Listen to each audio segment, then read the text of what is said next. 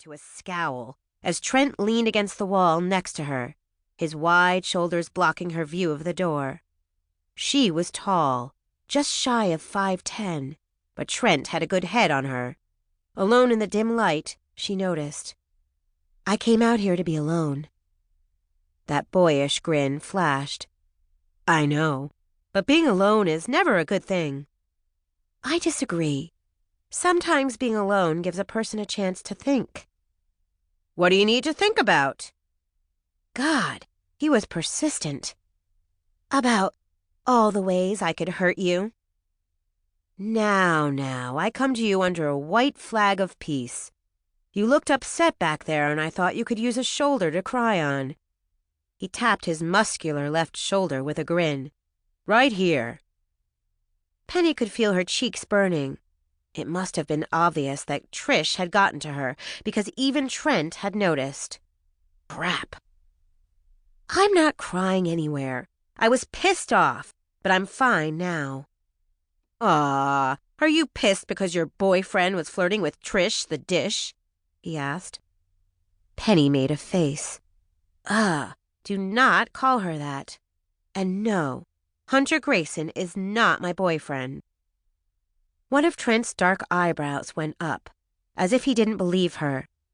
"Really? Because whenever he's around, you ignore every other available guy." "If you're talking about yourself, well, you don't count." "And why the hell not?"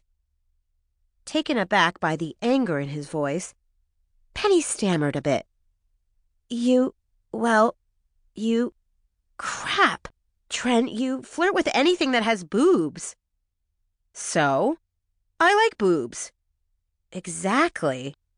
Trent laughed, shaking his head. "Why so serious? You know what you need? A night to let loose and forget about Dr. Mick Boring." Penny felt her lips twitch, fighting the smile. Did you seriously execute a very bad Grey's Anatomy reference? Hey, just because I'm a guy does not mean I don't appreciate the finer things in life. Like all the hot chick doctors on the show, she deadpanned. "See? You know me so well, it's like we've been married 50 years. You are a ridiculous human being. You know that, right?" Suddenly, the back door opened, and Hunter stepped out. Spotting them together, his face seemed to darken briefly, but Penny thought it must have been a trick of the yellow light. After nodding at Trent, Hunter turned to her. "Vince needs your help." Penny slipped her phone back into her pocket and patted Trent's shoulder as she passed. "Have a good night." Before she had the chance to escape, Trent grabbed her hand and kissed the back of it, winking. "It could have been." Penny rolled her eyes, but as she disengaged her hand from his, she laughed softly. "Incorrigible. You know you love me." "I really don't," she said. She walked by Hunter, who shut the door behind them without bothering to wait for Trent. "What's going on with you two?" Hunter asked. Penny stopped and turned to face him. "Nothing at all. Why?" "He's in here all the time." "So are you." "Yeah, but I get the feeling he's here to see you." "And you aren't." The thought made Penny's heart sink. If he is, it's only because he sees me as a challenge since he hasn't banged me yet. Folding her arms over her chest, she added, "Besides, what does it matter to you if he is? Is there something wrong with a guy being interested in me?" "Of course not. I just don't think he's the kind of influence you need in your life."